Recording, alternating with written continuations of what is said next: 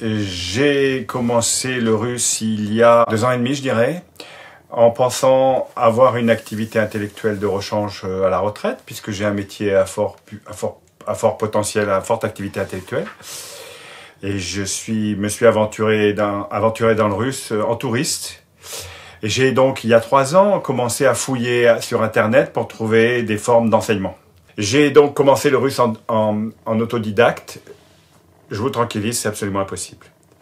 J'ai donc trouvé une première prof que j'ai laissée alors que c'était une bonne prof, mais parce qu'elle ne me montrait pas l'objectif.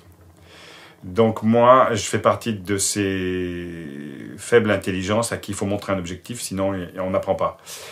Je suis tombé sur le site d'Ania et je recevais constamment des nouvelles d'Ania dans la mailing list. Beaucoup d'articles culturels qui m'intéressaient, des petits films gratuits sur l'enseignement du russe à ces 2 petites filles, très simples, les adjectifs très simples, les bases du russe, quoi.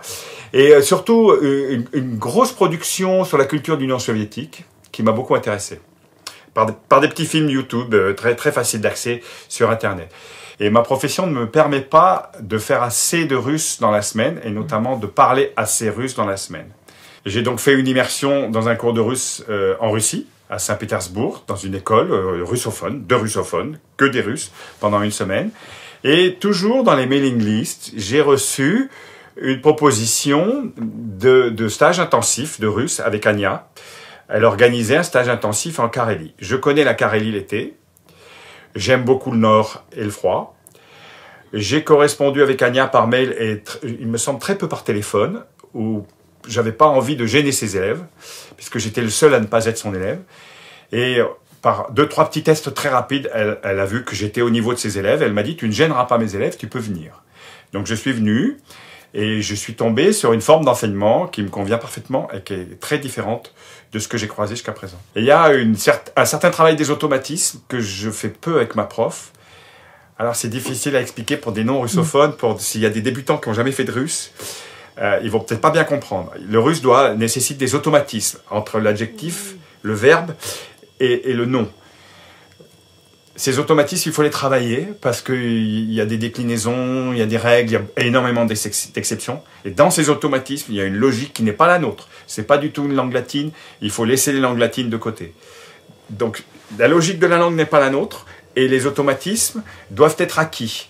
Elle travaille beaucoup sur l'automatisme, mais de l'automatisme répétitif, ce qui fait qu'on apprend en même temps des groupes de mots. Le groupe de mots revient. Le groupe de mots revient au féminin, le groupe de mots revient en adverbe, le groupe de mots revient dans une déclinaison, à droite, à gauche, à droite, à gauche. Et on nous rattrape avec beaucoup de bienveillance. On voit très, très, très nettement que ça a beau être sa profession, elle fait ça par bienveillance et par passion.